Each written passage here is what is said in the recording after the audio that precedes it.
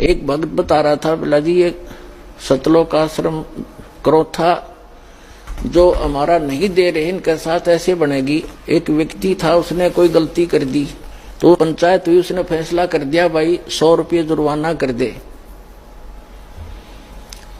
और चाहे 100 प्याज खा ले, इनमें से एक सिलेक्ट कर ले। वो बोला मैं प्याज खा लूंगा 100, वो ना खाएगे 20-30 खा गए। फिर तीसरा ऑप्शन रखा था चाहे जूते खा ले 100, इन तीनों में से कोई एक सिलेक्ट कर ले। नो बोला मैं जूते खा लूंगा, प्याज नहीं खाए। 2-4 अच्छे लगते जूते भी नाट के जूते नहीं खाऊ, 100 रुपये दे दूंगा। तो उन्होंने प्याज भी खाए और जूते भी खाया, तो आखिर में जुर्माना भी दिया, पांडा छूटा। तो इन गेला नो बनेगी। हाई कोर्ट न राय, सुप्रीम कोर्ट न राय रही, फिर बकवाद कर रहे हैं। 1.5 महीना हो गया सुप्रीम कोर्ट के आदेश को आज तक देना नहीं चाह रहे हमारे को। शर्मा मार लिया उस आश्रम ने, मारा डूंडा ठहरा क्या परमात्मा ने। तो पुण्यात्माओं ये नीचता की हद कर रखी है इन लोगों ने। प्रशासन भी यहां तक खड़ा खड़ा उनके साथ ही जुटा हुआ है। कोई बात नहीं, समय आने दो, दुनिया उनको बैड अकाउंट में लेगी। इनने इतिहास बुरा कर लिया, आने वाले समय में कंस और रावण को भूल जाएंगे। इस मुख्यमंत्री को याद किया जाया करेगा उनके स्थान पर। यह ऐसा जुल्म कर रहा है। हमारा किसी से विरोध नहीं है, हम ना किसी राजनीति को इच्छा रखते हैं किसी राजनीतिक व्यक्ति से, ना राजनीति में हमारा हिस्सा है। हम एक धार्मिक संस्था चला रहे हैं और पूरे विश्व में जाएगा, इसको कोई रोक नहीं सकता। जैसे इस मार्ग का कोई विरोध करेगा, भगवान का मार्ग है ये, इसमें कोई बाधक बनेगा वो अंधा गधा होगा। अंधा गधा, जैसे एक समय एक अंधा गधा रेल की पटरी पर खड़ा हो गया और उसने देखा भाई गड़ गड़ गड़ होता आ रहा है, कोई तुझे डिस्टर्ब करने आ रहा है। जिधर से उसने आहट सुनी उधर दोनों पैर कर लिए पिछले और दलुत्ती पिना ली कि मुझे कोई छेड़ेगा। होता राजा बना खड़ा था बीच में, उसने ये नहीं मालूम था कि तू खुद गलत स्थान पर खड़ा है, को रेल के मार्ग में खड़ा है तू।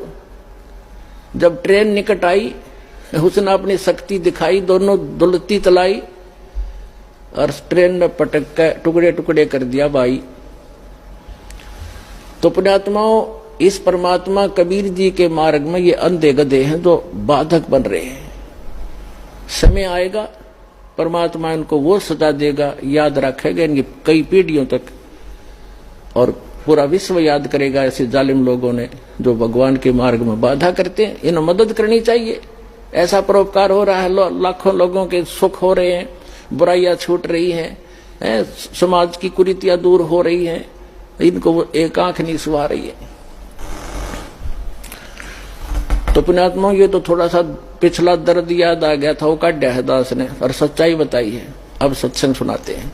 और पुण्यात्मा हम तो आज भी किसी के बुरे के हक में नहीं, और ना हम बुरा कर सकते। कबीर साहब की हम शिक्षा पर चलते हैं, जो तो को काटा बो ताको बो तू फूल, और तोय फूल के फूल हैं वाको है त्रिशूल।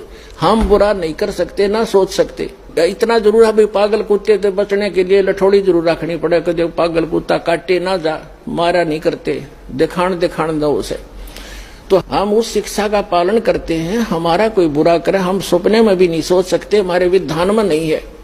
ना तो हम भी उसी माटी के बने हुए, हम भी गलती कर लेते, लेकिन हमारा भगवान रुस जाएगा अगर हमने किसी का बुरा किया।